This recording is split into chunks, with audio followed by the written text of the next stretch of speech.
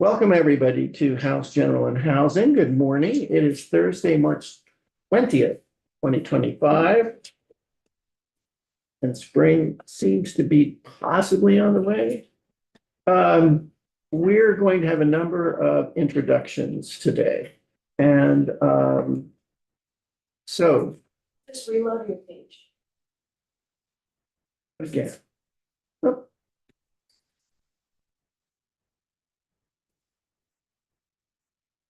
Right? So, Connor, take a seat. I'd be delighted. Welcome to the committee. You've been here before, I think. Oh, yes, old hat at this point. Good to see everybody. Connor, tell us who you are for the record and take it away. That's great. Well, good morning, everybody. My name's Connor Casey. I represent the capital city of Montpelier. You're all very welcome here. And today I'm introducing the Extreme Temperature Worker Protection Act, which you'll see introduced in short form here. This is a bill designed to protect workers in Vermont who face the risks of extreme heat or cold while on the job. And this could apply whether it's a farm worker in the fields during a heat wave in July. It could be a delivery driver who spends hours in unconditioned vehicles. Many Vermonters, I've spoken to quite a few recently, many Vermonters are regularly exposed to dangerous temperatures just by showing up to work. And these conditions aren't just uncomfortable. In some cases, they're deadly. Every year, thousands of workers nationwide suffer from heat stroke, hypothermia, frostbite, other serious temperature-related illnesses. And the most heartbreaking fact is that nearly 3 out of 4 workers who die from heat exposure die in their first week on the job before their bodies have even had time to adjust.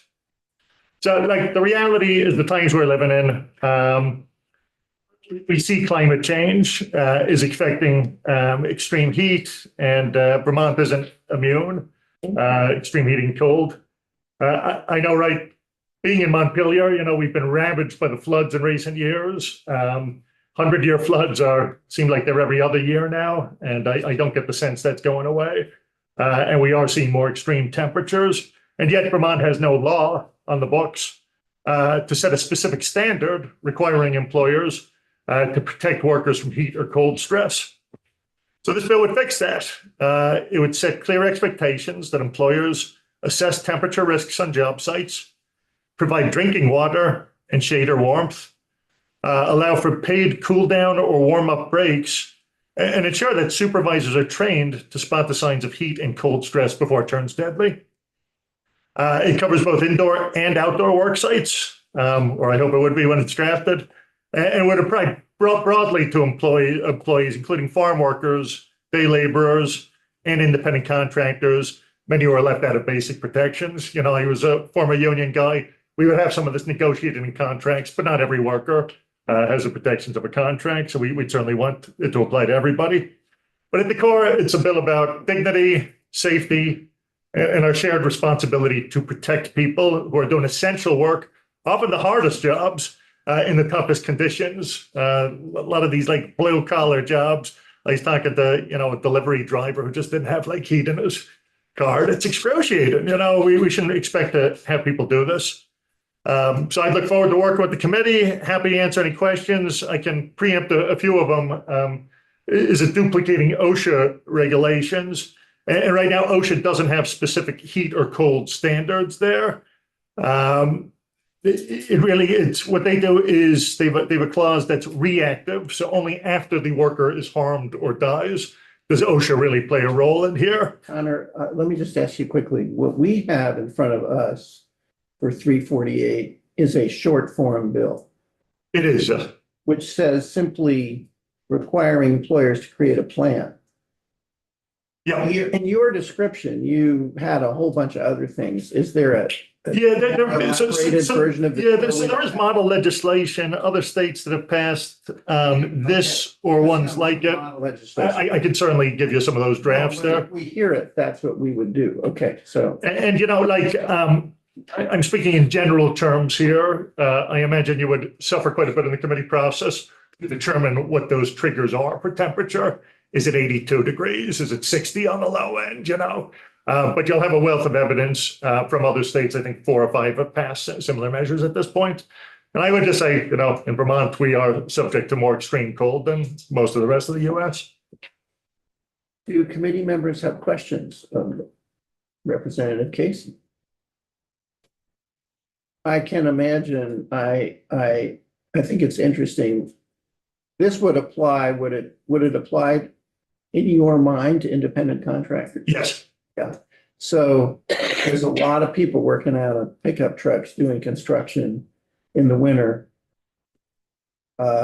suffering from cold, who work for themselves. Yep. Yep.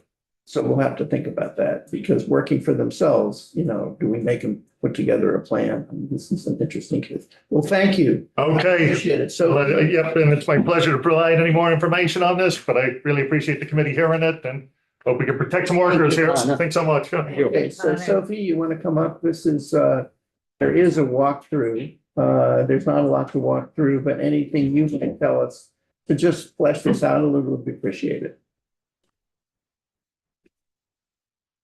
So Sophie Zdatny from the Office of Legislative Counsel.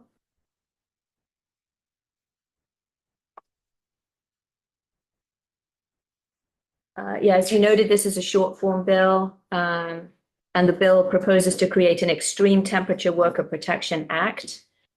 So it wouldn't just, it would be a whole act to protect workers exposed to extreme heat or cold in the workplace from occupational illnesses, injuries, and death, and also by requiring employers to create a plan to evaluate and control temperature-related hazards in the workplace. So I can provide just a little bit of additional background if that is helpful. Please. So right now, as Representative Casey noted, OSHA at the federal level, the Occupational Safety and Health Administration, began rulemaking in 2021 on a heat proposal. It was a heat injury and illness prevention plan. The rule was issued in July of 2024.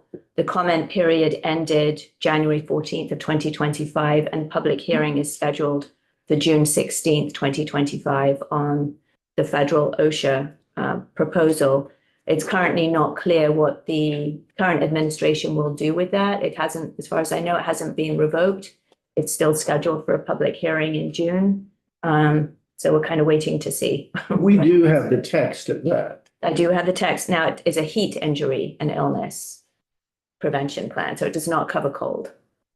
So, and that would apply to all employers, and it would be triggered when employees are exposed to temperatures over 80 degrees Fahrenheit for more than 15 minutes in any given 60-minute period. But it has, you know, as Representative Casey was mentioning, it does talk about, you know, having a plan, training supervisors, monitoring employees, and acclimatization, because that is a feature of a lot of the plans that are out there. There are a number of other states that have plans. California has a heat standard that the other states seem to do this more as administrative rules rather than, and OSHA would be an administrative rule too, it wouldn't be in statute. So the proposal here, the short form, is proposing an act that's actually in statute. Other states do it as administrative regulation. So California has a heat standard. It applies to both indoor and outdoor, 82 degrees for indoor, 80 degrees for outdoor, includes access to potable cool water, access to shade and cool down areas, rest periods, monitoring workers taking heat-related rests, acclimatizing new employees, providing training, employers being required to establish, implement, and maintain a heat illness prevention plan. Theirs went into effect in June of 2024, so theirs is relatively new. Colorado has a rule. It is solely for agricultural work sites. Their rule went into effect in May of 2022. And that also applies when the temperature is or is forecasted to be at least 80 degrees Fahrenheit. Requires drinking water, adequate shade located as close as practical to the work site, training, etc. So Minnesota, they have one that covers heat and cold, but only for indoor work sites. So they're all a little different. So the Minnesota rule applies to indoor work sites. The heat exposure for heavy work is 77 degrees Fahrenheit, for moderate work, 80 degrees Fahrenheit, and for light work, 86 degrees Fahrenheit. And for cold, it's 60 degrees Fahrenheit for heavy work and 65 degrees for light to moderate work. And their rule went into effect in 2014. Oregon has a rule that applies to indoor and outdoor work sites. Again, whether it's indoor or outdoor applies when it hits 80 degrees. Again, theirs does not cover cool, has many of the same features. I'm not going to keep reading them all out. Washington State has a rule that's applicable to outdoor work sites and then for certain professions. So there's a general industry rule, but then there are specific rules for agriculture, firefighters, and wildland firefighters. So that's sort of where it's at. This committee may already know, but Vermont under OSHA has a state OSHA plan. So we have a plan with the federal government. So any rules passed by OSHA, the state adopts. If Vermont were to adopt something that's more protective than OSHA, then that would be a separate rule. It would have to go through the formal rulemaking here in Vermont. If the committee is interested in moving this forward, I would definitely encourage you to have the Department of Labor and VOSHA, the Vermont Occupational Safety and Health Administration, and just to sort of talk about what that could look like, as well as presumably you'd want to hear from employers and employees as well. So would one option be, if we did move forward with this, to put some general direction and ask VOSHA to administratively produce a rule? Probably that would make the most sense. That's usually what happens. So for example, at the federal level with the OSHA rule, they spent 3 years crafting the rule and then put it out for public comment. You could do it in statute. That, as I say, it looks like other states typically have these administrative rules that are then overseen by the equivalent of their departments of labor. Right. Go ahead. I guess can I, Go ahead. do the agencies create rules and we create statutes, or? Yes. We have rules too. We have, state rules. So a lot of the OSHA rules are not in statute. They're in rules that are overseen by the Department of Labor.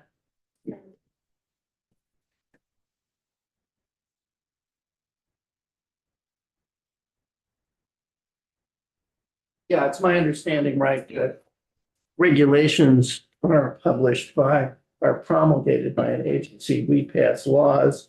We could, for example, in this case, I believe, pass a law with a bunch of findings, if we wanted to, saying this is an issue of concern, directing VOSHA to promulgate regulations.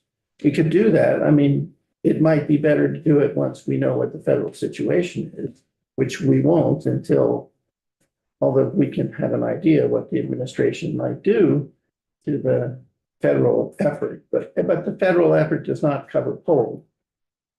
It only covers heat. And as a number of states apparently do, only cover one, not both. Any final questions of Sophie on this? No, I guess my question would be for having a walk or I think Sophie can just sign that this is something you'd like to take up, or? We have not made it. All we did was say it's an introduction, walk through questions. We have not made the decision to take it up. Perfect. Thank you. Thank you, Sophie. One of the things just for the committee, the next item on our agenda is 461, which we passed, which is on the floor. That's the act relating to expanding employee access to unpaid leave. There is a proposed amendment to 461 proposed by Representative Donahue.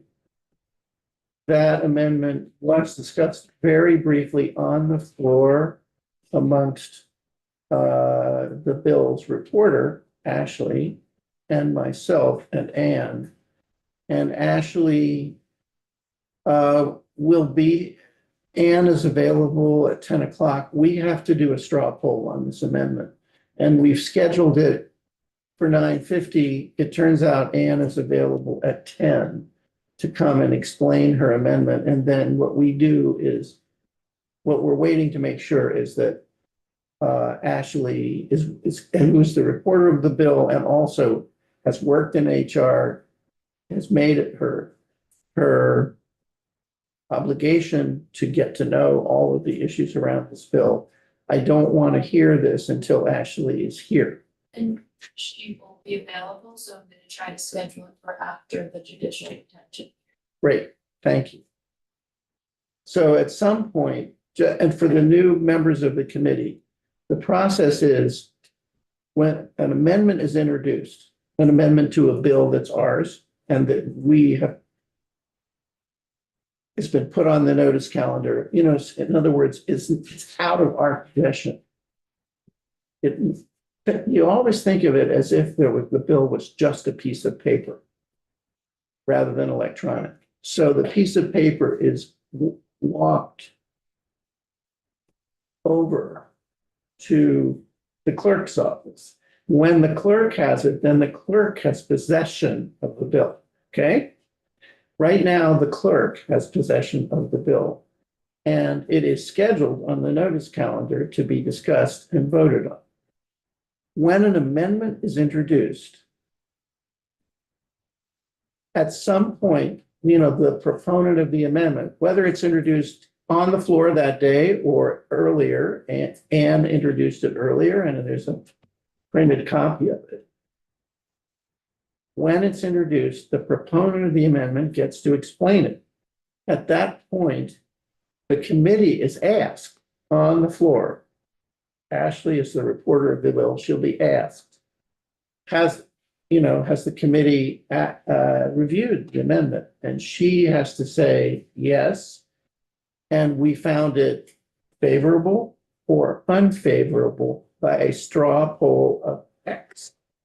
So that's why we're struggling to have, for the newbies like me, I'm sort of quasi new. Is this clear? All right, Joe? You had said that language exists? Or- Yeah, Which normally should be sent to the whole committee from Nigel. yeah. And It seems like only a few have I don't have it. No, I didn't know that one. Calendar. Is it might be on the, I haven't tried to find it yet. We'll get there. it. Is there an amendment that we don't have? Yeah, it's a proposed amendment. I have seen a text of it. Where did I see it? Let me see if I can find it. Okay. Thanks. Yeah, I mean, Yeah, in my time here, as the second amendment gets proposed, the clerk's office will send that to all committee members at that point too. Magali, could you Look just at it check in to about see 7 whether seconds. it's a Donahue amendment? And Nigel Is- may be out sick. I noticed he wasn't there last couple of days. Is in the clerk's office, and if so, whether we could. Yeah. Yeah, right. I think.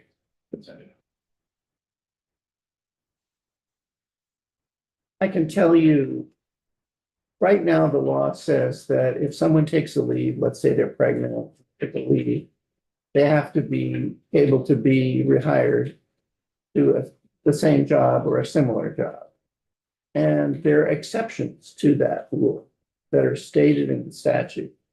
One of the exceptions is if the person is doing very unique work, I'm just summarizing, very unique work, and stopping that work would really be a significant, Economic impact. real economic damage to the business. They can tell the employee, we can't do that, we have to replace it. Just let you know if you want, it's on page 923 of today's calendar. Yeah, The amendment. and, okay. What the amendment does is that Ann's view is that really doesn't cover the problem of somebody who can't find a temporary employee under those circumstances. It uses the same language and just repeats it, saying that if they can't find a temporary employee, they can hire and replace. So it expands to some extent the exemption.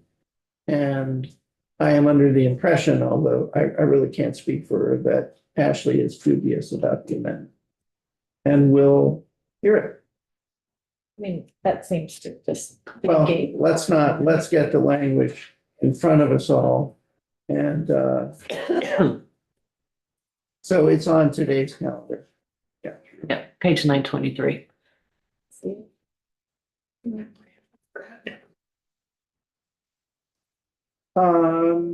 We do not have anything else on our calendar, right, Magali, at this point, until we do that. So do we have anything else for the morning at this Well- point? Did you want the walkthrough page 173? If we can, yes.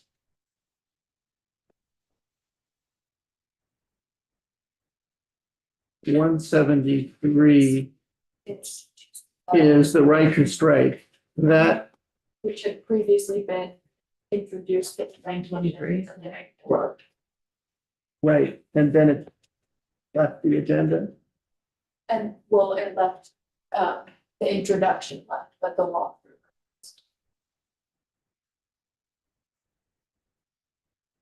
Am I looking at the wrong, I refreshed. I don't see, Thursday. I see it, oh, Thursday, okay, yes. But Sophie, yes, definitely. Okay, We're right on track. yeah, we're a little late, That's okay, what's disconcerting. okay, all right, 173. Go The ahead. track moved to meet us. All right, so H 173 proposes to grant employees at public institutions of higher education the right to strike. So if you remember from when we did the overview of collective bargaining statutes in Vermont, under SELRA, the State Employee Labor Relations Act, which covers employees of the University of Vermont and the Vermont State College System, as well as other state employees, there is no right to strike. If their parties hit an impasse in contract negotiations, there's a multi-step process that they go through. They do mediation, and then they do fact-finding, and then they go to last best offer, either with an arbitrator or with the Vermont Labor Relations Board. So what this bill would propose doing as drafted right now is it eliminates, there is a prohibition against striking. So what it does is carve out from that prohibition an exception to say the prohibition does not apply to employees of the Vermont State Colleges or the University of Vermont.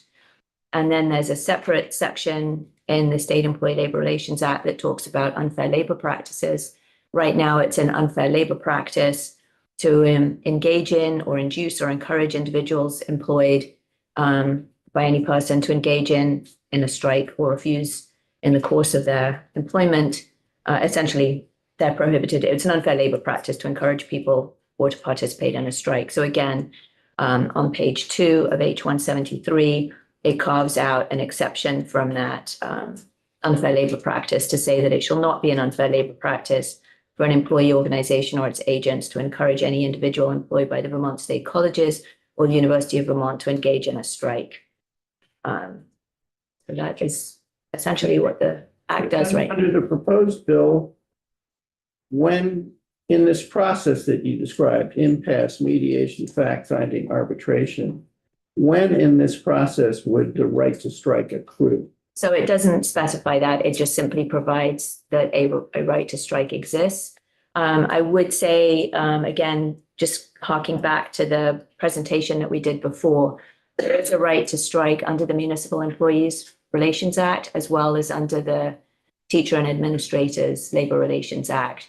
Under both of those, the right to strike has sort of guardrails around it. So, for example, under the Municipal Employees Relations Act, just pull that up a second. The restrictions on strikes, this is in 21 VSA 1730. A strike shall not be prohibited unless it occurs sooner than 30 days after the delivery of a fact finder's report to the parties.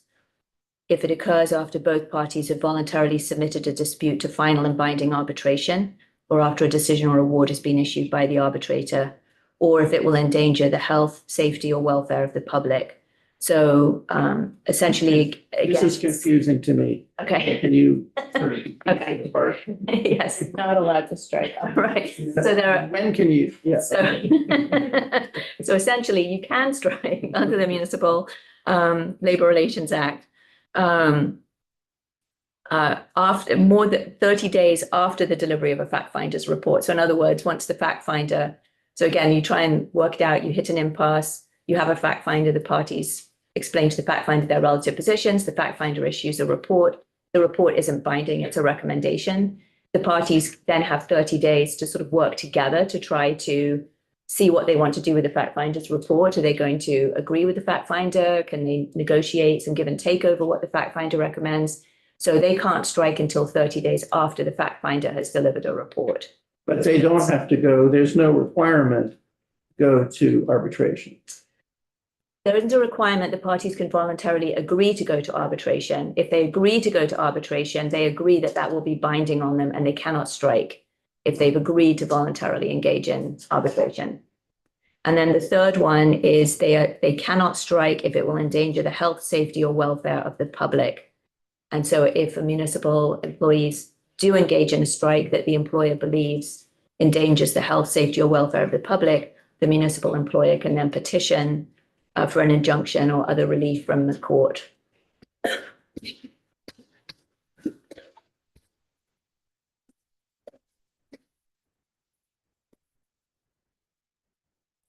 And is the teachers similar? No, the teachers is more confusing, and I probably should do a deeper dive on that for you. But the teachers, essentially, the teachers have the unusual situation where teachers can strike, but school boards can also impose a contract. So it's what's called the hammers. So the employees have the ability to strike, and the employer has the ability to just unilaterally impose a contract. So it's a different mechanism. Again, we have all those different variations within our labor relations. Well, it's very controversial. You know, there have been teacher strikes in the state in the past. They don't happen that often. But I mean, I'm just trying to understand if you can impose a contract, does the strike go on? No, you can lose your job. I mean, it has to, but in order for a school board to go ahead and impose a contract, they have to go through all the procedural steps. They can't shortchange anything. They can't try and cut corners in order to get to a place where they can just impose a contract. They have to make sure they have followed all the steps. And again, the way the labor relations statutes, all of them, I would say, are set up is to really push the parties to get to mutual agreement without, you know, disruption and whatever, but to try and get the parties there. So again, the school board can't shortchange by, you know, pretending they're going along with bargaining and then just go ahead and impose a contract. They have to, in good faith, go through the whole bargaining process before they get to that point. But once a strike is commenced, can the school board impose a contract? yes, What is the right of the strikers once the contract is imposed? They then risk being fired, I guess, because the contract, right? The contract is the contract that's being imposed. Again, I would want to do a deeper dive on that because I'm not as familiar with the labor relations for teachers and administrators. I would think it's probably worth it to do that just for our information and because I know that there's going to be discussions between the unions and, you know, perhaps the Vermont State Colleges. And I don't know what's going to come out of it, but I assume, you know, that could be an issue. Yeah, I mean, I just think it's something to be aware of that the other statutes that do allow for strikes have these other mechanisms in place. Again, the goal being to try to get people to come together and find a resolution that works for both sides. Under the state SLRA, State Labor Relations Act, which is the one, not the state employees, it's the the first one we had, the one that's very rarely used, that references strikes in passing, but it doesn't really have any mechanisms. It's an old statute that's very rarely used, so. So municipal workers and teachers have the right to strike. Right. What other state employees have the right to strike? They don't. So judiciary doesn't, the executive, the state employees don't. And then there are those other quirky labor relations statutes that deal with, early childhood educators and the ones that where they can negotiate just over payments from the state. So those, again, the other statutes have a mechanism whereby they have these different steps. So you hit impasse, mediation, fact finding, and then last best offer. Are those ones that use baseball? Use baseball. I'm sorry, that's just the term that I know from another environment. The arbitrator has to pick. You have last best offers. Right, The arbitrator picks one. right, They cannot cut it in half. right, Has to pick one, thus trying to force the people to put an offer on the table they think the arbitrator will pick, which means that it's more reasonable. Is that in any of these? right. So that's under this, so right now under the state employee, so this bill would be a change to the State Employee Labor Relations Act for higher education employees. Right now, for higher education employees, if they hit an impasse, they go to mediation, they go to fact finding, and then it's last best offer. And again, it can be either with an arbitrator or with the Labor Relations Board, but the last best offer is designed to get people to move to the middle to try to find, the most reasonable, what they can live with, rather than, being out on the. Right, but right now, other than the municipal workers and teachers, other state employees cannot strike. Right. I mean, there is CELRA, but it's not really used, and really, that's the one that covers people that are not covered by the National Labor Relations Act, but doesn't cover public sector employees. Questions by the committee? So our plan here is to begin hearing this sometime next week. When we can get witnesses that are, yes. So nurses can't strike? Nurses are under the National Labor Relations Act, and yes, they can strike. They Okay, have to provide notice. They can't just Who can walk strike? out. Nurses, Nurses. but they're under the National Labor Relations Act. They're not under the State Labor Relations Act. okay. But again, if you're in healthcare, you have to give a certain amount of notice to make sure, again, because of public safety and health and stuff.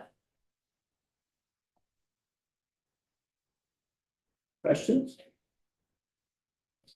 All right, thank you very much, Sophie. At this point, right, Just sent you all the Donahue amendment to H 460. Thank you. and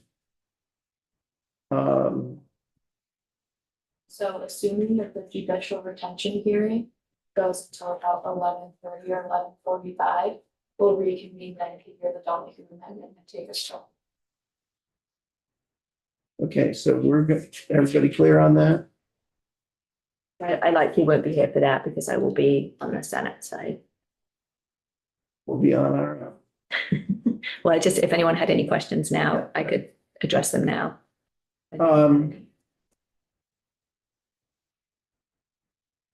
I guess I do have a question. The problem is I have to get the text up in front of me. Wait, about 461 or Yeah. the amendment? Oh, Yeah, the amendment. we just got it on the. Hold on. I guess I didn't I was misunderstanding it. The employers always had the ability to hire somebody, should it be a critical role in the Right. company, Right, right. but that's only just been on a temporary basis? No, so right now, under section F of section 472, it requires that when someone comes back from leave, Yeah. they're entitled to go back into their same position or a comparable position. So this basically says if it's a unique job. Right, and then, so this doesn't, the 461 does not change any of that. The only reason the subsection F was in 461 was because of a technical correction, taking out subchapter and replacing it with subsection. Yeah. But that provision, that job protection is an exception to it if the employee can demonstrate by clear and convincing evidence that during the period of leave, the employee's job would have been terminated. So we were already planning to lay off the whole department or whatever the case is. Or the employee was laid off for reasons unrelated to the leave or the condition for which the leave was granted. So if the employee had severe performance problems and they were already sort of on the path to being terminated. And then under subsection 2, if the employee performed unique services and hiring a permanent replacement during the leave after giving reasonable notice to the employee who's taking the leave of the intent to do so, was the only alternative available to the employer to prevent substantial and grievous economic injury to the employer's operation. So it would be if you had an employee that was so integral to the operation, you couldn't function without that position. And then the proposed amendment sort of expands on that to say, so you don't have to be in a unique position, just the employer was unable to find an employee willing to take the position on a time-limited basis and hiring a permanent replacement after giving reasonable notice to the employee of the intent to do so was the only option available to the employer to prevent substantial and grievous economic injury to the employer's operations. So it is weakening effectively the protection for the employee. The employer would have to demonstrate that by clear and convincing evidence. Yes, So this amendment, if a woman leaves to have a baby and the employer supposedly can't, the employer needs to hire permanent replacement. So because she's leaving to have a baby, she has lost her job. Or if someone gets hit by a bus and is in the hospital and the employer can't or doesn't seem to be able to find a replacement, that person loses their job. That effectively is what the amendment is saying, is that before, the only time you could do that was if it was someone that had just a very unique role that was essential to the operation of the business. And now it's saying if the employer can't find anybody on a temporary basis to come in to fill in for the person having the baby or hit by a bus, then they can hire a permanent replacement for that person. So it does weaken that job protection that's currently in the statute. thank you. That clarifies my question, which was at first reading, and I don't want to discuss this yet because we'll hear it after.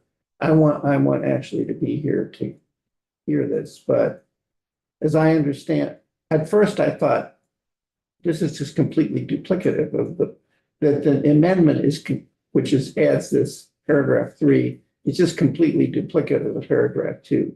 But you have clarified that it's not.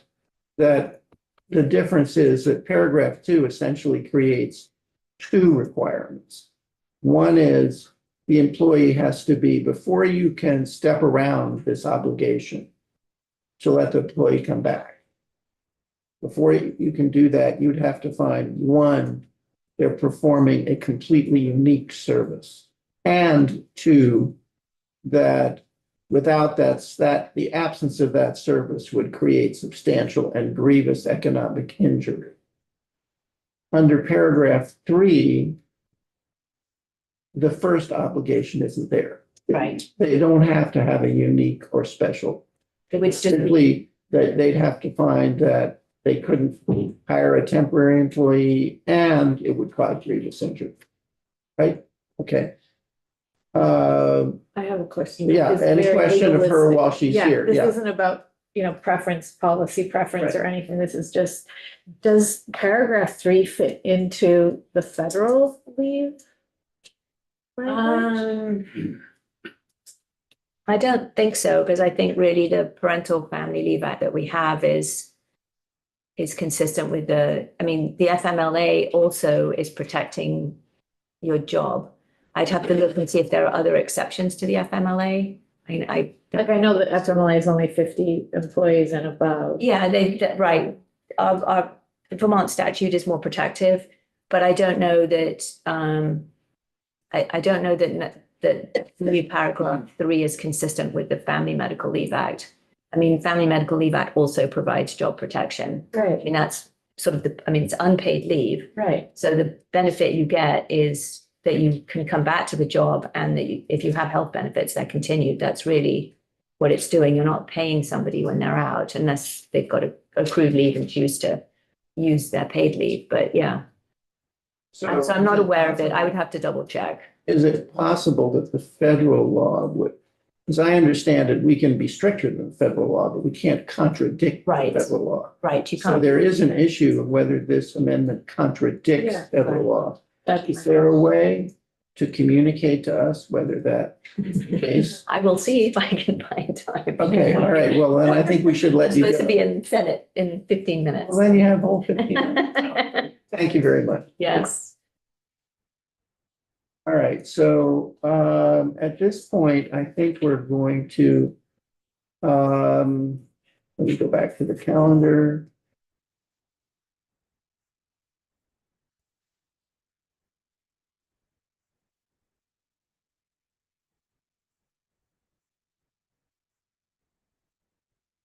We only have committee discussion, which I want to do very briefly on our calendar until 10:30. When we go to the joint assembly, then we'll come back here quickly after the joint assembly. And Ann Donahue will be here. Our vice chair will be here and we'll hash it out and take a straw poll, okay? Everybody Deal. deal, okay? And we'll take it from there. So we are.